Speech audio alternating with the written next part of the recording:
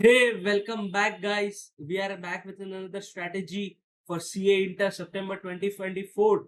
Costing Group 2 इस बार फाड़ देंगे. It's gonna be amazing. ये स्ट्रैटेजी को एकदम ध्यान से और केयरफुली यूज करना, थोड़े अपने हिसाब से आगे पीछे करना और तुमको बहुत हेल्प होगी. It is a all satisfied combined strategy. Okay, ये स्ट्रैटेजी को यूज कर लिया तो तुमको रिवीजन करने की भी जरूरत नहीं पड़ेगी. Okay, so let's start with the strategy. Okay, अभी ये तुमको ये सब ब्लू ब्लू दिख रहे हैं, ये ब्लू ब्लू बॉक्सेस दिख रहे हैं सब, ये ब्लू ब्लू वाले, ये सब लीस्ट इंपॉर्टेंट चैप्टर्स है. मैं तुमको पहले ही बता, जो चीज तुम सोच रहे हो ना कि छोड़ के जाएंगे या क्या करेंगे, मैं तुमको वो पहले ही बता देता हूँ कि ये ब्लू वाले जो है ना वो लीस्ट इंपॉर्टेंट चैप्टर्स है. उसका मतलब ये नहीं कि छोड़ के जाने हैं, छोड़ के नहीं जाने, प्रैक्टिस करके जाने हैं. ये चैप्टर्स प्रैक्टिस करके जाने हैं. पेपर में कम नंबर के आते हैं तो पॉसिबिलिटी है कि तुम दूसरे बड़े मार्क्स के अटेम्प्ट कर लोगे तो इतना छोड़ दोगे पेपर में, या ये छूट गया तो तकलीफ नहीं होगी.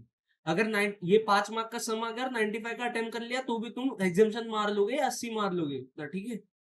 थियरी देखो, मैं थियरी का बता देता हूँ. थियरी तुमको पूरी ऑप्शन में आएगी. थियरी तुमको पूरी ऑप्शन में आएगी.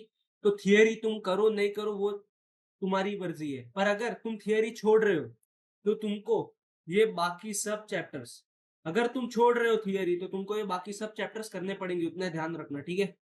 थियरी छोड़ी तो बाकी सब चैप्टर्स करने पड़ेंगे, या तो फिर कोई चैप्टर छोड़ रहे तो थियरी पूरी करनी पड़ेगी. और मैं तो बोलता हूँ सब करके जाओ, थियरी प्रैक्टिकल सब सब्जेक्ट करके जाओ अगर हो रहा है तो.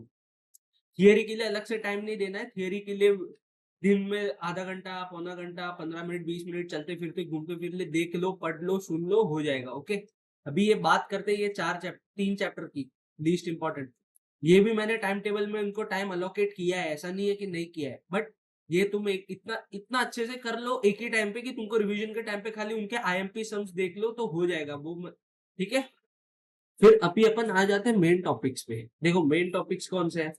Material cost, employ cost, ABC और कॉस्ट शीट. ये 5 चैप्टर, ये 4 चैप्टर और ये सर्विस कॉस्टिंग.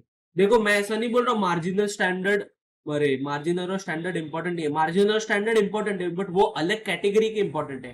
वो तुमको पूरे कॉस्टिंग के व्यू समझने के लिए इंपॉर्टेंट है कि स्टैंडर्ड और मार्जिनल तो डिफॉल्टर डिफॉल्टर इंपॉर्टेंट है कि हाँ वो तो करके ही जाना है. ओके, तो अभी बाकी जो 5 टॉपिक बचे वो कौन से हैं? Material, employ, ABC, cost sheet और सर्विस कॉस्टिंग. इसके सम्स ज्यादा आने के चांसेस है क्योंकि इनका वेटेज देख लो आप. देखो टोटल 130, 135 मार्क्स, 137, 120, मतलब अराउंड 120 मार्क का आ रहा है. 120 मार्क के ऊपर का आ रहा है. मैं ऐसा नहीं बोल रहा, स्टैंडर्ड मार्जिनल में से भी 120 का आ रहा है. बट ये टॉपिक्स कंपैरेटिवली स्टैंडर्ड मार्जिनल से इजी है. ओके, कॉस्ट शीट थोड़ा इजी है, मटेरियल कॉस्ट इजी है, एम्प्लॉय कॉस्ट तो बहुत इजी है.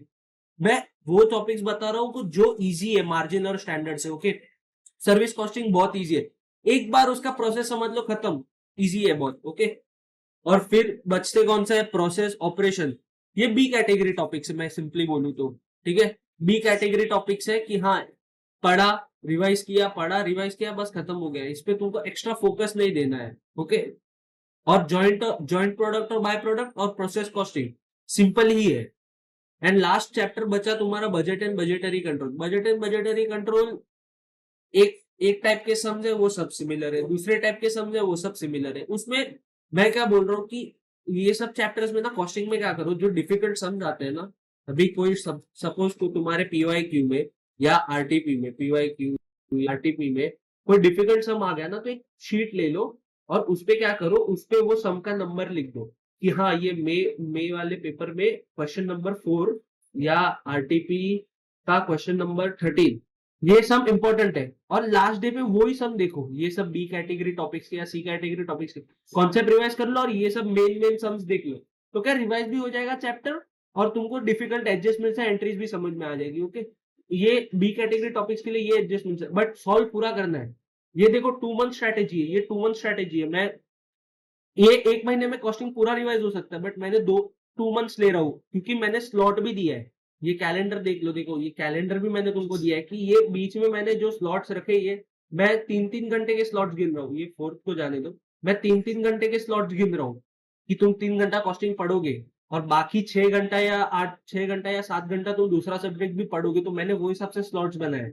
ओके, तो ये 2 महीने में तो एकदम आराम से रिवाइज करके तुम पढ़ सकते हो, वैसा कि पढ़ने के साथ साथ रिवीजन भी हो जाएगा। ओके, तो let's get deeper into it.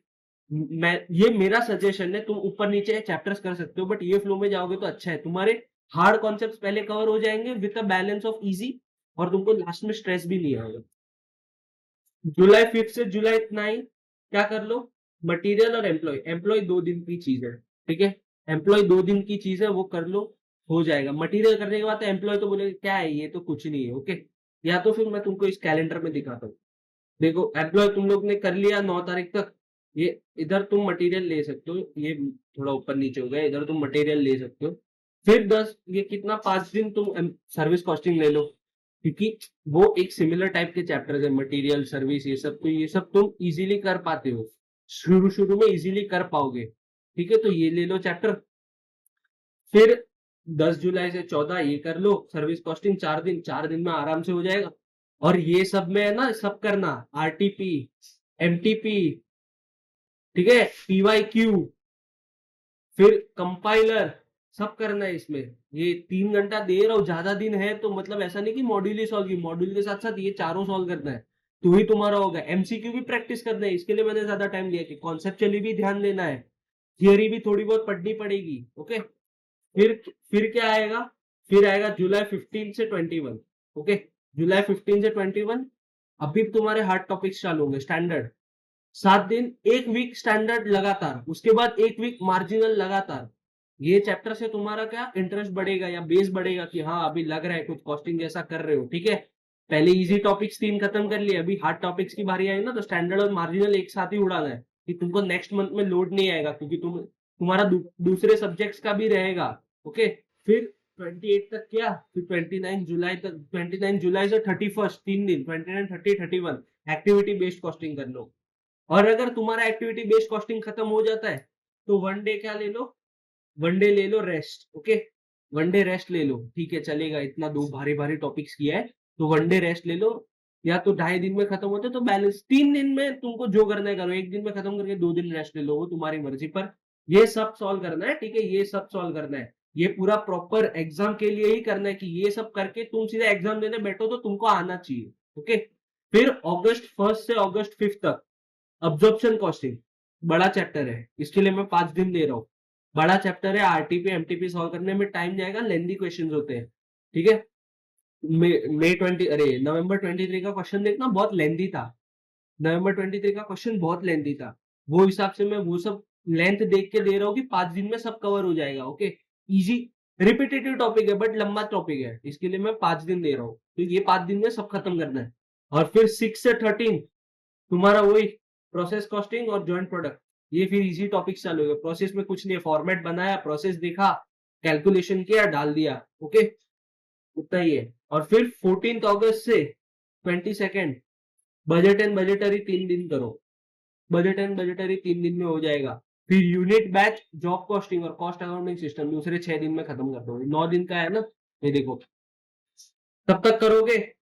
14, 15 और 16 तुमने बजट एंड बजटरी किया, फिर 2 दिन यूनिट एंड जॉब कॉस्टिंग कर लो। यूनिट और जॉब कॉस्टिंग तो 2 दिन में आराम से हो जाएगा, एक एक दिन के चैप्टर है। ओके, फिर तुम चाहे तो थोड़ा जल्दी खत्म करके दूसरे सब्जेक्ट्स भी ले सकते हो। आई एम अज्यूमिंग तुम दोनों बोथ ग्रुप प्रिपेयर कर रहे हो। ओके, फिर ये कॉस्ट अकाउंटिंग सिस्टम रिपीटेटिव है ना, रोट वर्क है, मतलब वो हाँ फॉर्मेट बनाओ ये करो। तो मैं कितने दिन दे रहा हूँ, 4 दिन दे रहा हूँ कि हाँ 4 दिन में ये चैप्टर, 4 दिन में ये चैप्टर आराम से हो जाएगा। 2 दिन तुमको समझने में जाएंगे, 2 दिन तुमको सॉल्व करने में जाएंगे। दो मेथड है, ठीक है, तो 2 दिन में तो आराम से, 4 दिन में तो आराम से हो जाएगा चैप्टर। यही है, अपना सिंपल एंड स्वीट रखा है ये बार, कुछ ज्यादा नहीं है। ये पीडीएफ भी तुमको दे देंगे। ओके, बट ये उतना ही है कि आरटीपी एमटीपी पीवाईक्यू सब सॉल्व करना और ध्यान से बैठ के सॉल्व करना। वो 3 घंटा दे रहे तो डिस्ट्रैक्शन मत करना, फोन वोन साइड में रख के कर देना। ठीक है, इस बार सीए इंटर निकालना ही है। Okay, all the best.